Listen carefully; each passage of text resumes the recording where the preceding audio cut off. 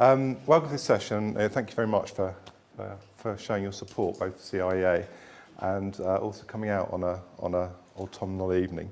I've got an hour with you to cover these three minor topics: authentic learning, assessment, progress. So it is going to be a bit of a gallop. I'm going to race through some of it, probably throw out some provocations, and hopefully give you food for thought. Give you hopefully some food for thought that enables you to think clearly about the issues that I'll talk about. So as Ali said, I work for Early Excellence, a national organisation. We're a completely self-funded, independent organisation, and I would certainly regard us as we're quite purist in terms of what we think about early years. It was set up 20 years ago by two early years consultants who worked for the local authority when we had them, and they were certainly more prominent than they were now. And those of you who are in the field 20 years ago might remember the time of the new Labour government, huge amount of investment in early years, which was very welcome. But it was very much about getting places for children, getting children into preschools, preschool experiences. And what was getting lost was some of the traditions, I would argue in some cases, but also some of the realities about early years pedagogy and what works for young children. So Early Excellence was set up really as a completely independent organisation to create, if you like, a vision of what works for children. What is it we should be doing as early years educators? Some of the time, a lot of the time, until fairly recently, that coincided with government policy. Sometimes we do find ourselves being very critical of government policy, and certainly assessment is an area which we've had some interesting conversations with ministers and civil servants about. So that's who they are. As Ali said, I suppose my background essentially is as an early years teacher, which I did for 15 quiet, stress-free years.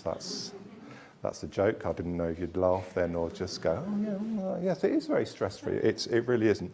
And I do feel essentially although I've been out of the classroom a little while now, as someone who's fallen out of the classroom by accident, and I still essentially see things as an early years practitioner. But as Ali said, I've watched governments make policy literally on the back of envelopes. I've worked with local authorities, and increasingly we're working internationally. And it's given us as an organisation a quite unique, I think, perspective on the whole notion of early childhood.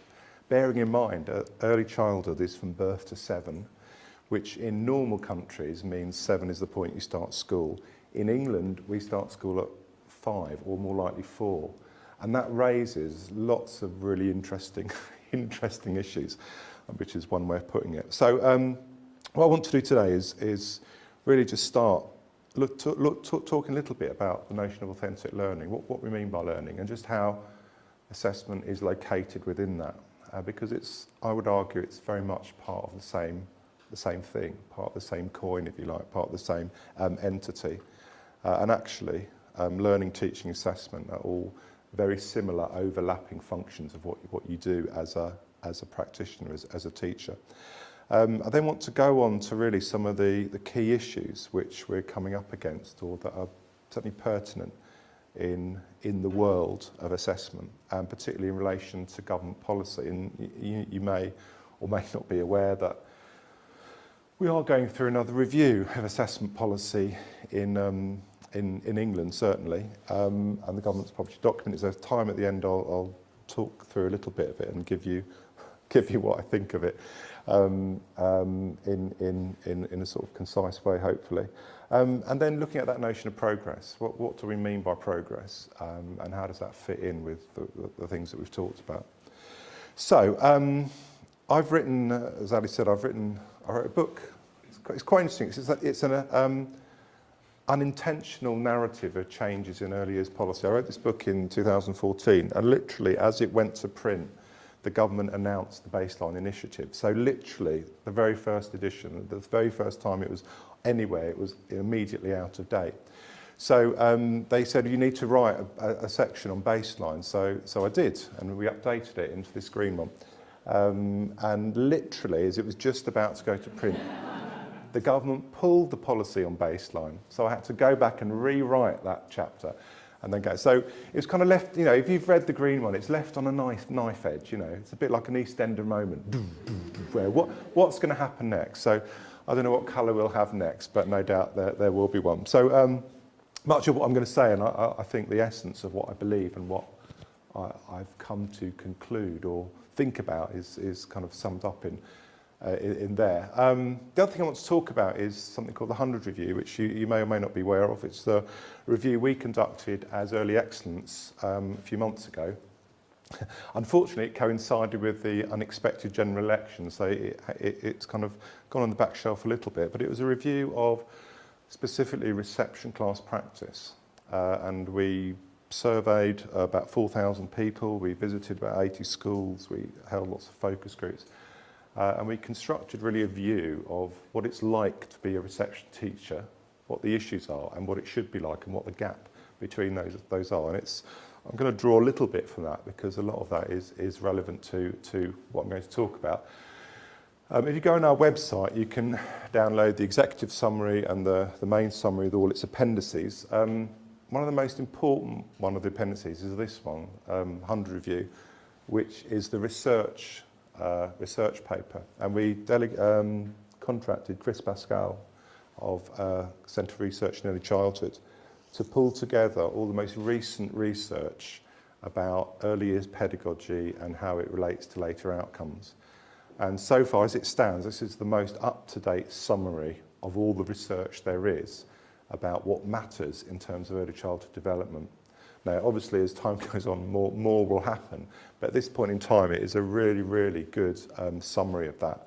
And obviously, I think the 100 Review should stand on its own. But that document by itself is a really interesting read. If you want to know what research tells us about young children and what's necessary, what really matters, it's a very good document for doing that. So I'll be kind of drawing from that a little bit as we go through. So that brings us, if you like, to assessment and why assessment matters. Assessment matters, and this is from Broadfoot, 1996, arguably the most powerful policy tool in education. Used a powerful source of leverage to bring about change. And that's because assessment is a complete expression of what we value as educators. Assessment, what we value as educators. We assess what we think is important. If we don't assess it, we're saying it's not important. If it's not important, then why would we teach it? So assessment is very much that expression of what matters for young children. So when you make assessments, and I'll talk about this in a minute, you are making decisions about what you think is important. When you observe a child, or you talk to a child, or you do assessment in the way I'll talk about in a moment, you are constantly filtering and processing information. And that comes from your values. You're saying, this is really important, and that's not important. You're filtering that all the time. And that actually affects how you see children, and also particularly how you support children. Because the purpose of assessment, or the definition of assessment, is knowing and understanding children in order to support their learning and development. That's the definition I used in the book. If you look at the word assessment, it's about finding out stuff. It's about finding out stuff for a purpose. And unfortunately, some of the baggage around assessment doesn't always recognise that. So, assessment is the essential act of knowing and understanding the children you work with, that's half of it, in order to support their learning. And that sounds simple, but there's sort of depths and layers within that. Because that knowing understanding is heavily geared or heavily driven by assumptions, it's heavily driven by curriculum, it's heavily driven by what we might consider external pressures and so on. And in order to support their learning development, hinges critically on what we think is important about their learning and development. Now, and that almost goes back to the curriculum. What is it that children need to know? What is the body of knowledge that they need to be successful? What are the behaviours they need to be successful? What are the aspects of the learning and development that I need to be aware of as a teacher, as a practitioner, so that I can support it and so that I can encourage that or move that forward? And I would say that a piece of research from Rose and Rogers, which a brilliant book called The Role of the practitioner early years settings. There's some research from Australia which show that as an early years practitioner, from birth to 7, working with a typical group of children, you have round about 1,000 interactions every day. 1,000 interactions every day. And I worked out recently, because it's big maths, I worked out that after about 2.5 years of working with children daily, typically, within the academic year, you get to your first million set of interactions. Now, first of all, that's a huge well of experience that you draw from as a practitioner. And there's really interesting work. One of the things I'm really interested in is how you make decisions as teachers and practitioners, how you choose when to interact, when not to interact, and so on. And there's another really good book called Sources of Power by Gary Klein, written a few years ago now. And it's all about the process of decision making. And what we might describe as being intuitive and a gut feeling is actually very much rooted in the depth of experience that we have. So each of those 1,000 interactions is really valuable. It changes a child's brain architecture. Every time you interact with a child, you offer new possibilities, you reinforce things, you give new information, so on. You change children's brain architecture, particularly in that young age. But secondly, you're also, I would argue, you're also engaging in the process of assessment. You are assessing continually all the time. We need to make sure we distinguish really carefully between assessment and recording and documenting. Assessment and recording are two entirely different things. You are constantly processing information. Every time you talk to a child, every time a child shows you something, every time they do or don't do something, and you process it, that is an assessment. And when you have your own class of children, or you have a class of children, within 2-3 weeks, you have a very clear view of each of those children. And that contains lots of things. Most of the things aren't in the curriculum and aren't technically accessible against a statement and so on, but they are vital for understanding those children, what motivates them, what makes them work and so on. And you do much of that subconsciously and what you would describe as intuitively, and that's really powerful. So we need to be aware that that is what assessment is. You're doing it all the time. Sometimes you record things, sometimes you document things, sometimes things go down in a photograph or on a piece of paper or in a video clip or so on. But we have to be clear that's not necessarily assessment. That's recording and assessment, which is different. You're engaged in that process the whole time. So assessment expresses the values of education and our perception of learners, what we think is important about learning and about learning for that child, and what we think is important about how we view that. Whether we like it or not, what we assess defines the curriculum, our pedagogy and our outcomes. They're all intertwined into the same thing. What we teach is then what we are going to assess, what we are going to notice, what we're going to see. And finally, and I'll come on to this at the end, it also enables us to be accountable. Now, does accountability matter? Yes, of course it does. If we believe, and we do believe, I imagine, and certainly there's research to back it up quite substantially, that what happens in early years is important to that child, then what we do and the impact we have needs to be looked at. We need to be accountable for doing the right things, and that's about getting an effective assessment system in practice that leads to accountability. So I see these things as all very, very interconnected with the notion of pedagogy, very interconnected with the notion of how you reflect your values as a practitioner. And that notion of teaching, this is the Ofsted definition of teaching, which is brilliant. Ofsted have a bit of a bad press, you may be aware, but this is a definition of teaching from 2013, which covers, certainly focused on the EYFS. And for me, it kind of sums up how that process works. Teaching should not be taken to imply a top-down formal way of working, although working formally sometimes isn't bad, but that's for another time. Broad term, which covers different ways in which adults help children learn, and it lists all the kinds of behaviours you use as a practitioner, as a teacher. Each interaction, each time you take a decision about whether to intervene, whether not to be, whether to say something, whether not to say something. These are all constant decisions that you're taking all the time. That's a key part of teaching, or definition of teaching. Integral to teaching is how practitioners assess what children know, understand and can do, and take advantage of their interests, dispositions, characteristics, use information to plan next steps and monitor their progress. So that definition, which I think is a really good one, again, locates assessment at the heart of what you do. Assessment isn't something you just do at the end of the year or the end of the term or the end of a piece of work. You are constantly finding out about the children that you know, and that's the process of assessment. And it reminds me of the Nkosa word for teaching. Nkosa is the language spoken by Nelson Mandela, the Nkosa word for teaching is ukunfundisa. So that's how it's described. When you translate it literally, it means to cause to learn. And when you go back to that definition, that should be at the heart of what we do. And often when I'm talking to practitioners or teachers and we're in that kind of scenario, sometimes that gets lost. The key question isn't, am I doing the right thing? The key question is, am I causing this child to learn? Is my behaviour, is my activity, is my knowledge and understanding of them enabling me to cause them to learn?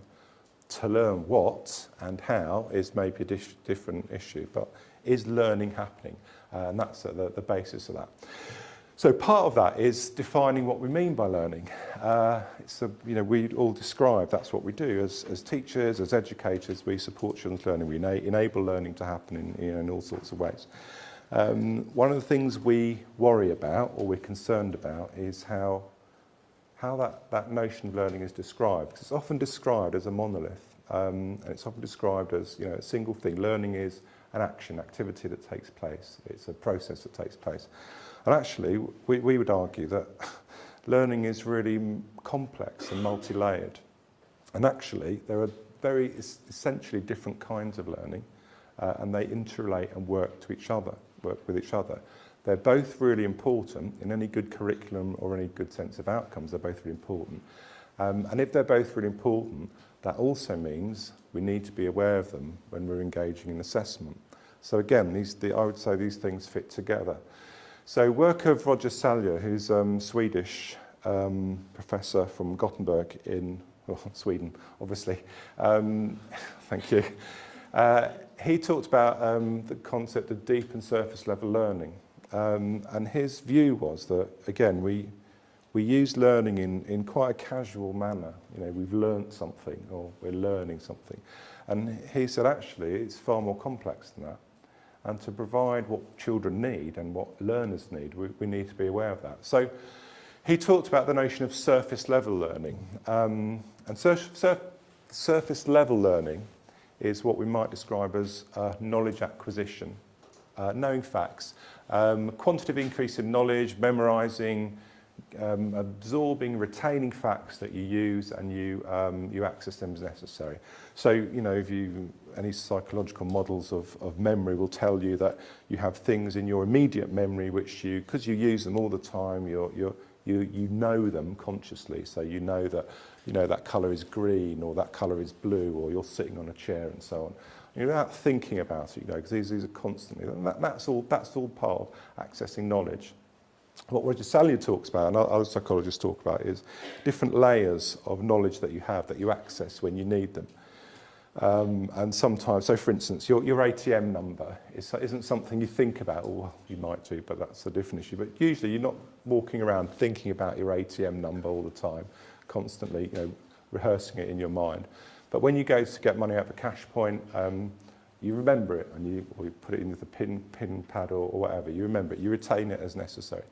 So you have these different layers of knowledge which you are buried almost at different levels, and you can retain them or access them as you need to. Now they're just bits of knowledge, they're just stuff, but they're important. I'll come back to that in a minute. When I was, sorry, this is going to divide the audience. Most of you will think this isn't true, but it is true. It depends on how old you are, I'm afraid. When I was young, many years ago, And thank you. And if you bought an electrical item and you took it home, it didn't have a plug on it. And you're thinking, what? No, really, it didn't have a plug on it. And what you had to do was you had to buy a plug separately. They didn't give you one, or take it off something you weren't using. You had to fuse the plug yourself. Ask your grandparents, they'll tell you about this.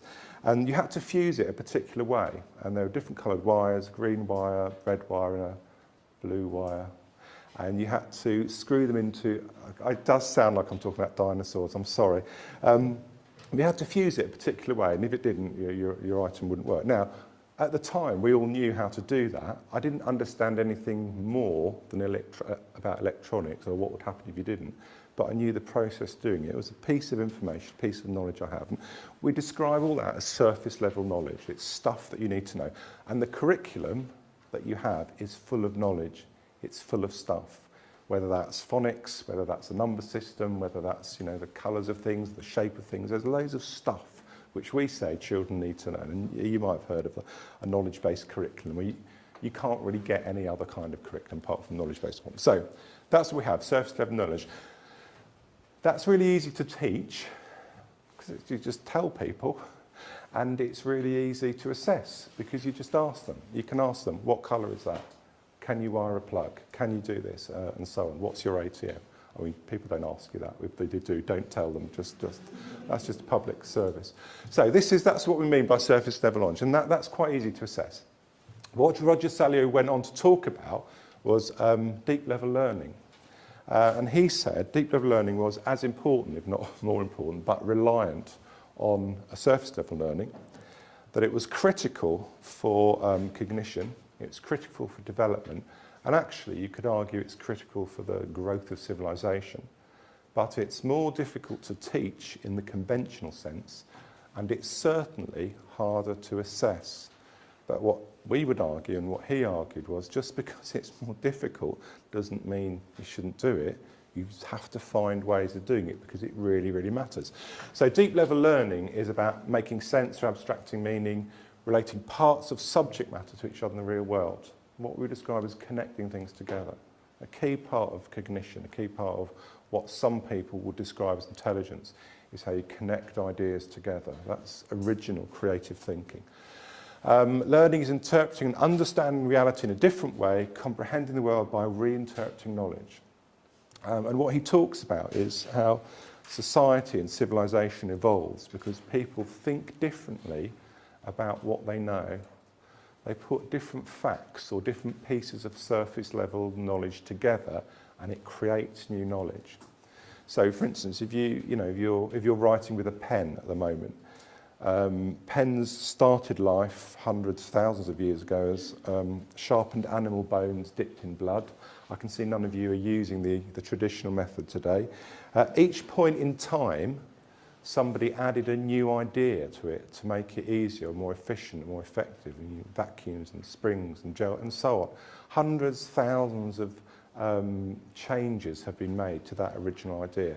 And that all comes, he would argue, I'd agree with him, from thinking differently about what we know. So that idea of deep level learning, I would argue, is critical. And it's critical in terms of what we're talking about because it's difficult to assess. So our view of assessment and how we understand whether or not that's happening has to evolve to shape around it. Okay, I'll give you an example. I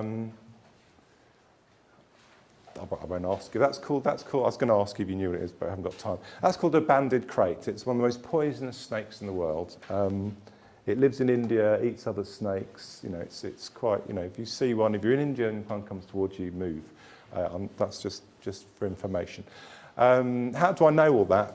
Am I an expert on snakes? No, I'm not. I've got it written here, but also I memorised this just to tell this anecdote. So this is kind of an idea of a concept of surface level learning, and it comes from an anecdote from a 3-year-old sharing a book with an adult. And they were looking through this book. It had lots of different animals in it, and they were kind of talking about them, and the child, the boy, was really interested in all these animals, and they were sort of chatting about them, as you do. And then they came to a picture of this banded crate, and the practitioner said to the child, "What do you think that snake's called?" What sort of snake do you think it is? So the boy thought for a split second, and then he said, I think it's called a bumble snake. Now what he'd done is he'd taken, and I mean technically speaking, if you were purist in knowledge, you'd say, no, it's wrong, you're wrong, it's not called a bumble snake. Fortunately, the practitioner was human, so she didn't say that. But what he'd done was taken two pieces of knowledge, two pieces of surface level knowledge he had. He knew that was a snake because it didn't have, it looked like a snake, and he had lots of experiences of what a snake was. So he knew he could identify that as snake. It had this pattern on it, which he recognised and transferred. This is all going on within split seconds. We recognised and transferred from his knowledge of bees and bumblebees, and mostly, I would argue, representations of bumblebees that you see in books, because actually you very rarely see a bumblebee nowadays that has that, and often they're different styles. So, but he was processing all that, and he put those two things together. And he took the word bee off because it's not a bee, and substituted the word snake, so he called it a bumble snake. Now that's an example of what we mean by deep level learning. It's connecting those facts together, it's connecting those concepts together. And I would argue, and most people, certainly Roger Sally would argue, is that is an incredibly powerful and important thing which happens in learning, and therefore we should be assessing it. So part of the question is, how do we know that children are engaging in deep level learning? And do we assess it? And if so, how do we assess it? And if we assess it, how do we support it? So we look at, and I suppose this encapsulates an approach to pedagogy assessment that derives from values, that's what we think is important, and draws from what Chris Pascal calls an ethical praxis. Again, that's another day's, we'll perhaps get Chris Pascal to come down and talk about that. Chris Pascal has a concept of ethical praxis, which is a practice, a framework. It's a way of looking at pedagogy which combines the idea of values, the idea of research, the idea of beliefs, and the idea of experiences. And she sees it as this constantly changing process where you're constantly filtering information, constantly filtering your beliefs, and it changes the way you do things. We talk a lot about the truth and reality spectrum, and that comes from Jan Dubiel, actually, who was a feminist writing in the 80s, who talked about the difference between truth and reality. And she said that, and she was looking at it as a feminist, she said, the reality of the world is that there's a patriarchal order in place, and there isn't equality between men and women, but the truth was that men and women were really equal, but there was a gap between these things. And she said you have to always acknowledge reality, and you have to try and move the truth as close to reality as you can do it in your lifetime. And that's very much how we work. We can't ignore things like Ofsted, we can't ignore government policy. What we can do is shape it and adapt it and work with it to make it work for us. That's very much the sort of ethic by which we work. So an approach that is practical, definition of success, which I'll come to in a minute, and mostly empowers practitioners. Assessment is often seen as a separate thing, a separate entity which you have to do, or something that is kind of imposed on you from above, and sometimes there's a truth in that. But a true understanding of assessment, I would say, which is about pedagogy, which is about how you support children as learners, should be something you control as a practitioner. You are in charge of those assessments you make. You are in charge of those 1,000 interactions you have. You are in charge of every single decision you make. Now that's an easy thing to say from here when you're not in the classroom, but we need to start embracing that, and we need to start resisting things that we think are damaging to children because they're coming from a different place, a different tradition, a different perspective. So that takes us to Einstein. Einstein didn't actually write this, but he had it on his wall. Not everything that counts can be counted, and not everything that can be counted counts. Now, I like to think he was talking about early years assessment when he had that on the wall, because it certainly applies to it, but it applies to many things. And what this says is, again, the stuff that we really need to know about children isn't necessarily the stuff that's really easy to see. And whereas it's easy to assess their phonics, or whether it's easy, although it's easy to assess, which colours they know, which shapes they can name, and I'm not saying they're not important things. Some of the real essential stuff, the stuff that makes us human, if you like, that deep level learning, is more difficult and more elusive. So we have to find ways of trying to understand that. Otherwise, we end up with something that just assesses what's easy to see, what's easy to be counted. So two key questions. What are significant indicators of long-term success? So what progress or assessment in what? What is the stuff we have to assess? What are the things that really, really matter? And are they the same as the things that are easy to assess? Possibly not. And secondly, how do you represent the complexity of the children's knowledge and understanding? Children demonstrate and represent and articulate or don't articulate things in very idiosyncratic ways, very individual ways. It's a real skill to be able to tune into that. But so how do we do that? What are the principles? So, what are the things that matter? Well, interestingly enough, I'd start with this. And, you know, it was, I think it was Mental Health Day yesterday. We are, and no apologies for starting with this, we are in a mental health crisis in England, certainly. There is a pandemic of mental health issues, particularly in young adolescents, which is at such levels now that it's not even reported anymore. There used to be a time a couple of years ago when people would go over these statistics, and I won't go through them all, but they are pretty horrific. Mental health is, I think, one of the biggest issues outside sort of obesity, the biggest health issues that we face at the moment.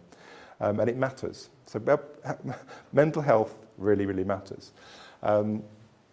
Mental well-being includes capacity to realise abilities, form positive relationship. It's the kind of essence of living. So if we're assessing anything with young children, I think one of the very first things we should be assessing is their well-being and mental health. Without that securely in place, a lot of the other stuff that we do hasn't got anything to latch onto, and I'll come to that in a minute. The other thing we need to be aware of is the responsibility that we're preparing children for a future. When we work with children, we connect ourselves to a future that we won't see. This is Sir Ken Robinson talking a few years ago. No other period of human history matches the present one for scale, speed, and global complexity of the changes and challenges we face. The world has changed significantly over the past 20, 30 years in a way that it was inconceivable before that. If I tell you, I know I'm really old, but if I tell you when I went to school, we didn't have computers. I saw my first computer when I was about 15 or 16 years old. They weren't the feature of everyday life. And I could tell you some old stories about how when you spoke on the telephone, it was on a wire and you had to sit on the stairs. It could only be in one place in the house. And sometimes you'd ring people and they weren't in. They didn't answer. I know it just sounds like, Henry VIII was down the road or something. But these things have happened very much in my lifetime.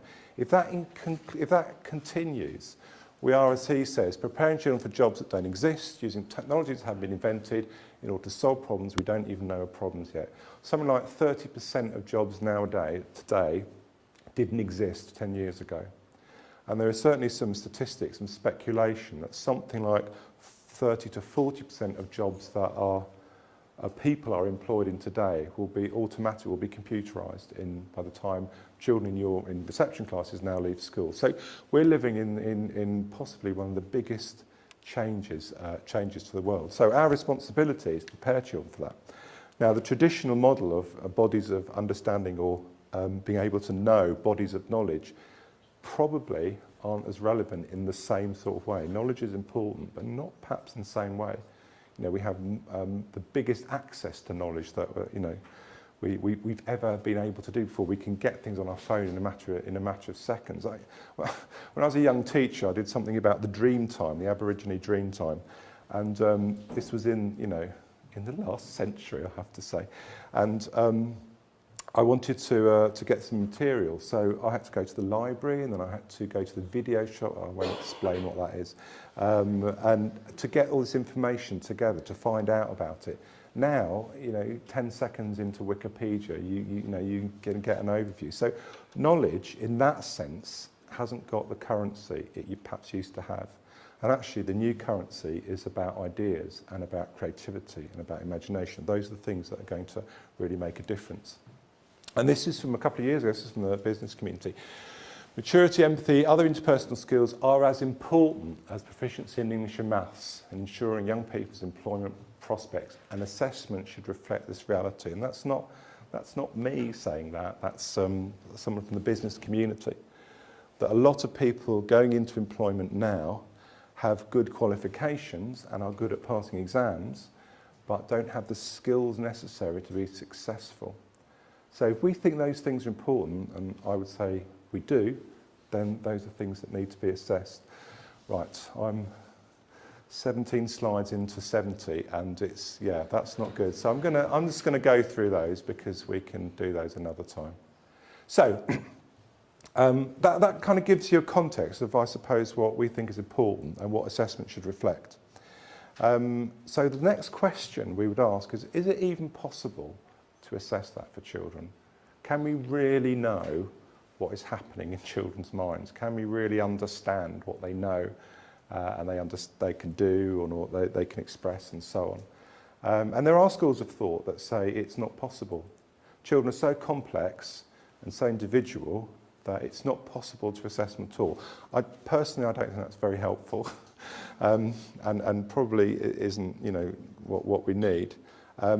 But it kind of gives you a sense of how skilled that is. And what I would say is we need to be really clear about how we interpret what children do. We're looking at it through a value prism. I've touched on that. We're looking at things important. But we can look at things that children do, and it can tell us stuff about them. Now, if we had a young child here, and they weren't at all shy of talking in front of 100 adults, well, 50 adults, whatever. God, my maths is really bad, isn't it? We could talk to them, we could find out, which is the kind of process.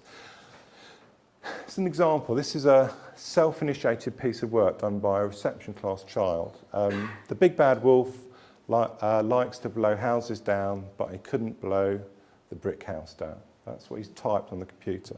Now, when you look at that, knowing it's independent, it tells you a huge amount about that child, about their knowledge of a story, the big bad wolf. Sorry if I've spoilt the ending for anyone who's not heard it.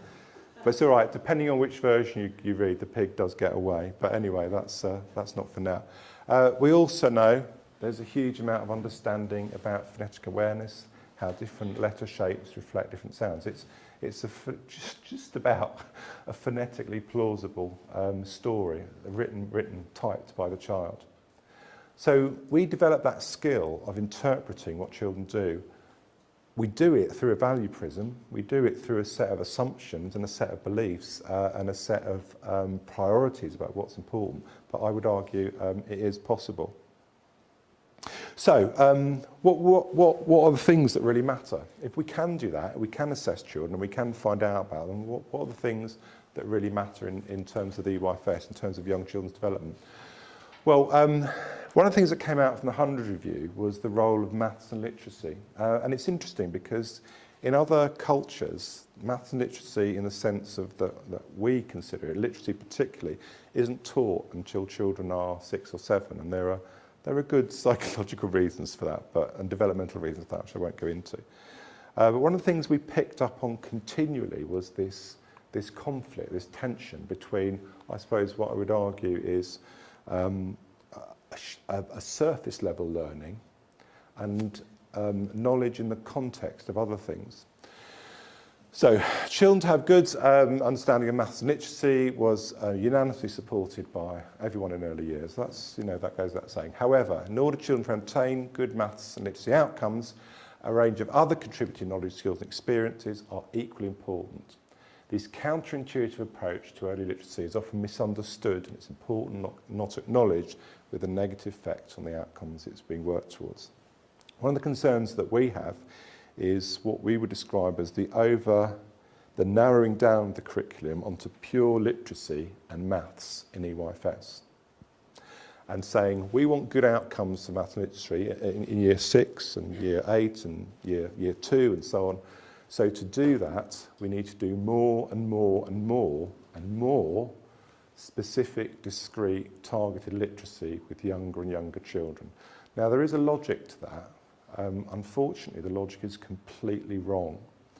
And actually, there is an otherness to early childhood education from birth to 7, which actually says if we want children to have good outcomes in literacy and maths, literacy and numeracy, mathematics, which we do, actually, it's highly dependent on a number of other things as well. So in terms of assessment, there is a temptation to move to a model that says, right, well, look at how many letter shapes they know, how many words they can write. And although that will give you some information, it won't necessarily give you the broad kind of information that you need. So in that document, which I touched on, one of its key themes, its key drivers is to say, what is the stuff that really matters? What is the stuff that is a real indicator of later attainment? What is it that 4- and 5-year-olds demonstrate that really links to their kind of later outcomes? So it trawled all that evidence, and it found there were key things. One was the role of language. Language, as opposed to language and literacy, is critically important, and it's both in its own right and as a means of communication. Actually, there was something again in the news today about another study which has been produced about the size of infant vocabulary and outcomes later on. Language skills and language knowledge is a key indicator of later success. Therefore, it's something we should be assessing quite seriously. It's also something you can change quite fundamentally. You can change children's abilities in language because children adapt to language or take on language in different ways. Some children hear a word 5 times and they absorb it and retain it and start using it in everyday speech. Sometimes that's not always a good thing, depending on what the language is. But anyway, other children have to hear that word 500 times before they start using it in that way. Now, there's no essential difference between that child, except for one needs more experiences of the other. So if you're assessing and your assessment system is good and your assessment system is accurate, you'll know that that child needs more support in language, and you can tailor and refine your activity and your interaction to do that. So we know language is critical. We know PSED, I've talked about mental health, I'm going to come back to that in a minute. We know PSED is critically important, not just because as a human, the person's social skill, emotional development is an important thing, but also we know that other learning, particularly abstract learning, is highly dependent on that being in place. It's also one of the skills you need to be successful, particularly in the workplace later on. We also know that the role of physical development is critical to later outcomes. Huge link between physical development and academic success. Huge link between that and a whole range of things. We also know the issues of executive functioning, and again, that's a whole day, a whole week non-stop on what that means. But executive function is how you organise your thoughts. And equally, self-regulation, how you manage feelings, how you manage impulses, how you organise and support your own learning. So what the research tells us is these are the things that are really important, these things that really matter, and also these are the things that can be changed. So if that's the case, then that needs to be implicit and explicit in how we're assessing.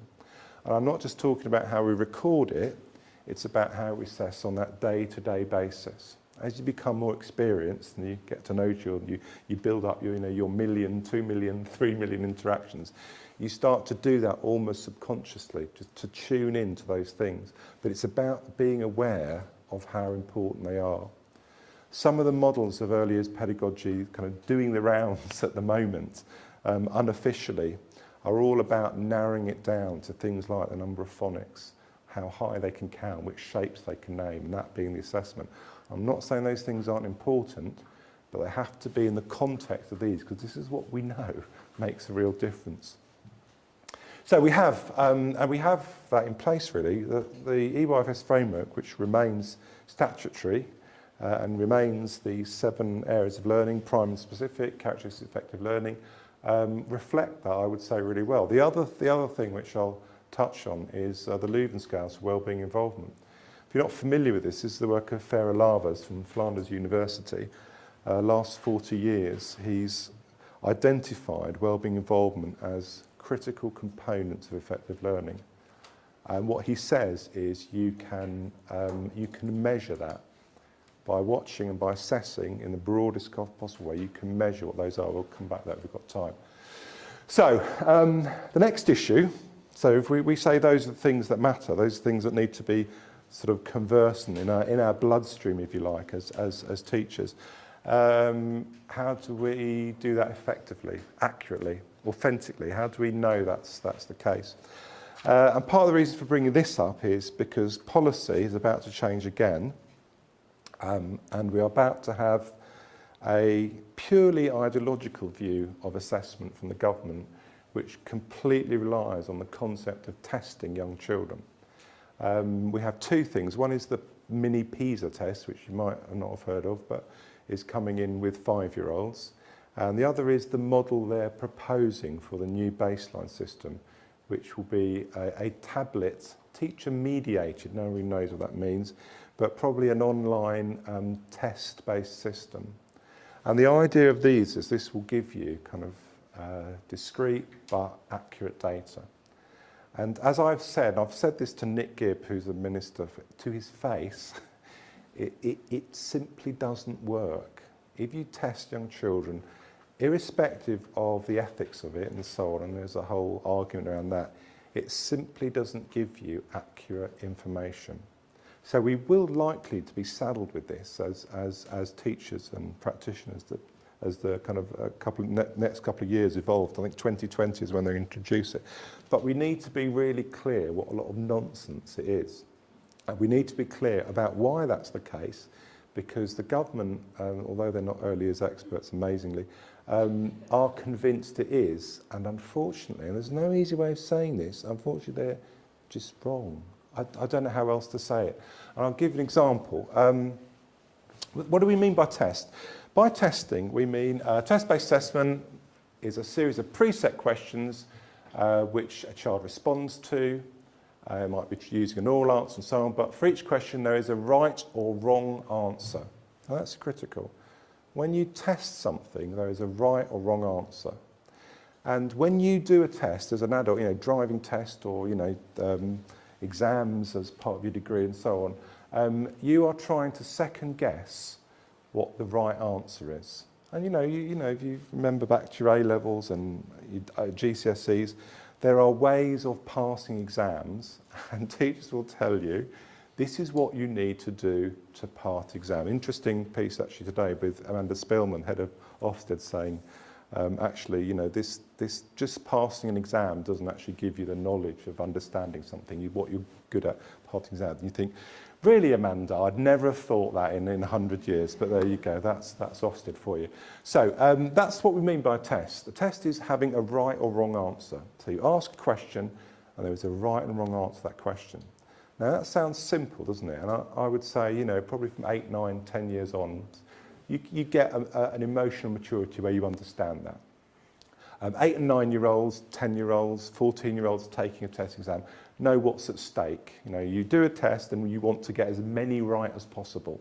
And that's the aim of doing a test. So it's quite straightforward. Unfortunately, young children from birth to 7 simply don't think like that.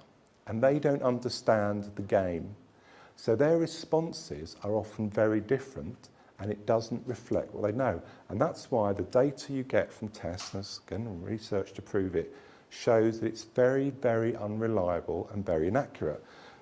So, simple example is this one. This is from a well-known commercial test. Look at this bug, it says. I would call it a ladybird, but that's not for now. How many spots are on its back? Simple question. Simple question. How many spots are on its back? Because what that assesses is how high the child can count and whether they can use one-to-one correspondence. If you look at that picture and you look at it as a 4-year-old, which it's designed for, there are probably at least 200 different assumptions that you have to make before you get to the number. things like knowing what a bug is, knowing what a spot is. These are nothing to do with number. Knowing that you'll actually, when they say look at the bug or look at the beetle, and they do say look at the bug, they mean this bug here, not one that's flying around the classroom, which is, seriously, which is quite possible. How many spots are on its back? I'll come to that in a minute. We also need to know that that actually isn't a bug. It's a cartoon representation of a bug, and a real ladybird or ladybug looks very, so it's annoying me that now, I've never even thought that before, something else, is very, very different. There's a whole set of assumptions you are making before you get to the thing about counting. And even when you get to the thing about counting, the answer, in case you're worried, the answer's 4. I know some of you are worried, but it's 4. It's these 4 here. That's the right answer. So if the child says 4, they get it right. Technically, those are spots on its back, and those are spots within its spots on its back. And you could often argue, if you're thinking outside the box, which children are very good at, there are a whole set of different answers, but there's only one right and wrong answer. So if the child doesn't say 4 for any reason, they've got it wrong, irrespective of their understanding of number. This is another one. This is from another commercial value assessment. And, the principle of assessment is, are you assessing what you think you're assessing? Is the assessment reflective of what you're trying to assess? An assessment here is understanding of sentences and vocabulary skills. So that's what they're finding out about the child. And this one is particularly interesting because this is very much the template of what they're going to go with the baseline. It's done on an iPad or a plasma screen, and the computer does the assessment, not the teacher, the computer. The computer talks to the child responds, and then the computer, I know it sounds bizarre, but it's true. So the question here, now remember, understanding of sentences and vocabulary skills, that's what we're assessing. The question here is, what does the crocodile go with? I'm sorry, this is pedantic, but technically that's an alligator, not a crocodile, but that's not important right now. Okay, so the right answer, this is for 4-year-olds, is this one, because the crocodile goes with the animals, because it's an animal. But that's only one perception of how that can be answered. You could say, it's looking at the food, and it's really hungry, and it's a child who's a bit peckish themselves, and you could justify it by saying, the crocodile goes with the food because it's hungry. That's a good expression of sentences and vocabulary skills, but that's the wrong answer. And there isn't even the time for the teacher to say, think again about what, you can't do that, you're not allowed to do that, because it's the computer talking.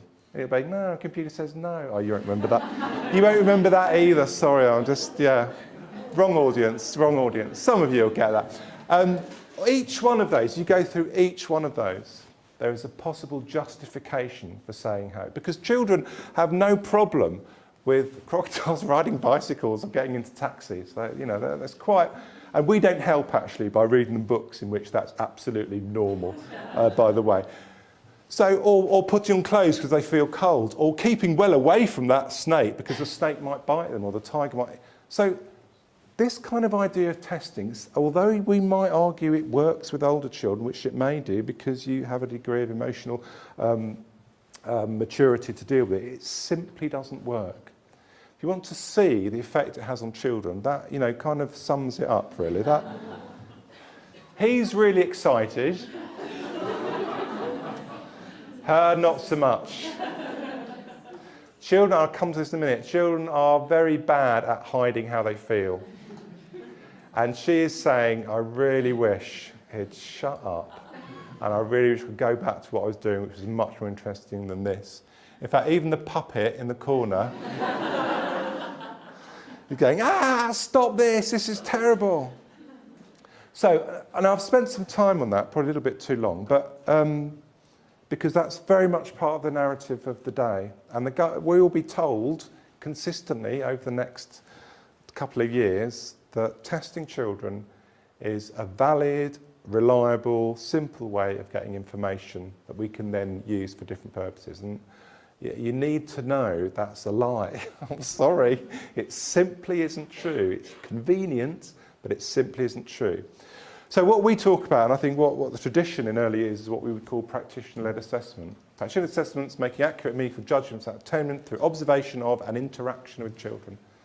When we watch children, when we talk to them, when we ask them questions in the context, they tell us huge amounts about what they know and understand.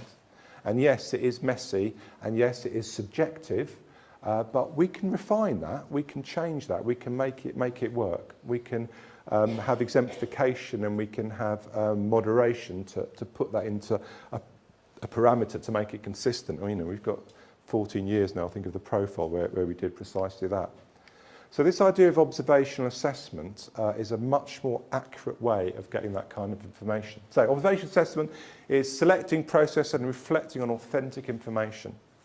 Observation assessment comes from watching and talking to children, listening to what they say and unpicking, analysing, refining on what you think that means and what it tells them. And sometimes, yes, it means it happens during periods of interaction. So the most effective assessment you do is particularly when a child's in a self-motivated, self-initiated activity and you start asking questions. Most assessments, I would argue, are about 3 or 4 seconds long. And they're moments in a child's interaction or in a child's flow of activity where something noticeable happens. And you know it's noticeable because you know that child really well. You know what's different. You know what's significant for them.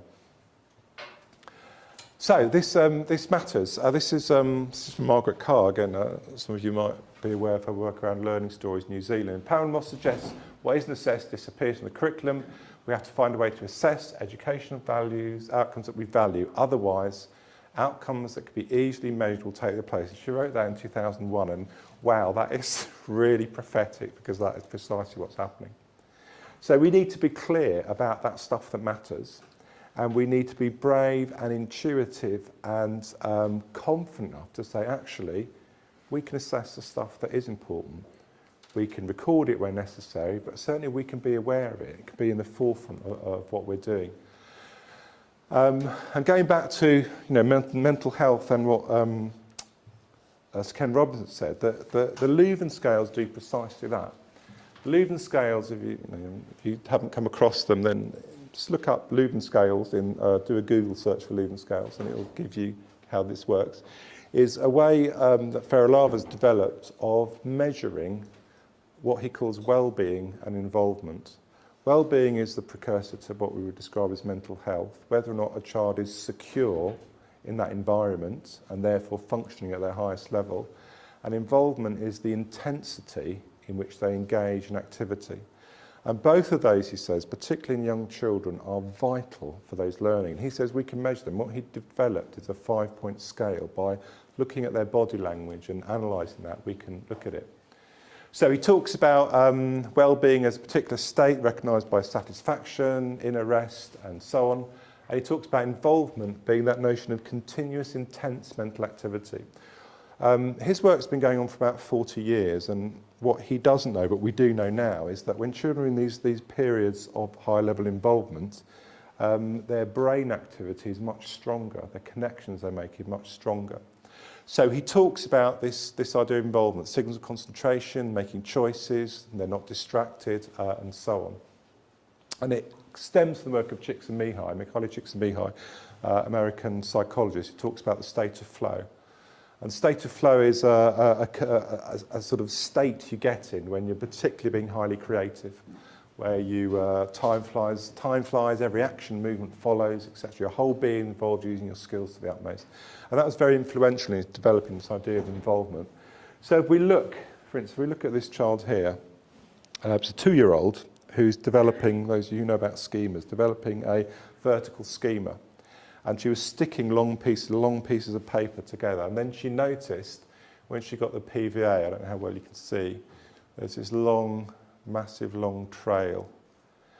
and she's looking at it in a completely authentic way. Now, we don't necessarily know what she's thinking, and probably we'll never know, and we'll never know exactly what connections are taking place, what significant it is. However, just by demonstrating it in that way, by looking like that, we know as teachers, as adults, externally, that something significant is happening. That, important, significant brain, neurological connection is taking place. So part of that process of assessment, I would argue, if we use the Leuven scales really effectively, we can start looking at that notion of involvement, that notion of deep level learning. Although we might not be able to specify the connections taking place, we know that they're happening just by the way he looks. Or him. He's making we think it was a dinosaur or a lizard of some sort. When I do this in the southwest, they insist it's a giant Cornish pasty, but that's, I think, it's just what's on their mind. Again, there's something about his body, something almost undefinable or it's difficult to articulate about his body language, about the way he's looking at it, the way his face is kind of scrunched up. We know whatever he's doing is highly, highly significant. And this is what CIEA talks about as deep level learning. He's making connections. We might not even always know what they are. And we could argue, we could look at his physical development, we could look at any language that takes place, all those things. And yes, we could assess those in that way. But actually, there's something more fundamentally cognitive, more fundamentally neurological going on. Or her, she's pouring some sand down a piece of tubing. And for her, at that moment in time, that's the most important thing any human has ever done in the history of the world. Everything about it is focused on that. This is my favourite one, actually. This is I know some of you are worried for health and safety about that boy there. Don't worry. Nothing untoward happened. He's further away than he looks. He's actually very, very big. These children are near. Those children are far away. He's stretching. For some reason, he came into the nursery and he wanted to build a tower that was as tall as he could make. He said, it's got to be taller than me. And he spent a lot of a morning actually what we're seeing here is the end product. There was a lot of bricks on the floor. Look how he found out quite early on how these have to be flush, I think is the word. Because if they're not, they tumble. There's huge amounts of, technology and science and physics going on there, we could argue. But what gets me about what I think is important about the picture is the fact he's stretching. And I don't know how well you can see, but his toes are stretching, his lower body is stretching, his arm is stretching, and every sinew is going right to the edge. And for me, that's reflecting what's happening internally. To get to that point in time, he's had to really push himself, really push his connections, really connect things together, really think and engage in that thinking. When you zoom in on his face, so that's a high level of involvement. When you zoom in on his face, he's also showing that ecstasy about a level of well-being, about actually those things go together. So I've gone over by 5 minutes, so I was going to talk about all of this, but probably best if I don't, because it's mostly what the government thinks, which possibly we don't want to know. So I'm going to stop. Oops, I'm going to stop there. So I'm gone to the time. It's 6:30, and you've devoted your evening to this. I hope it's given you stuff to think about. Hopefully it's given you some signposts and some ideas you can further explore, because I've touched lightly on a lot of things. And best of luck at whatever point, however many million interactions you've had so far, best of luck with the millions to come. Thank you very much.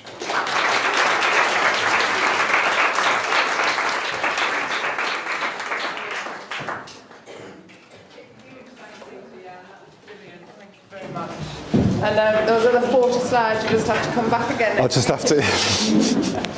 Anybody got any questions?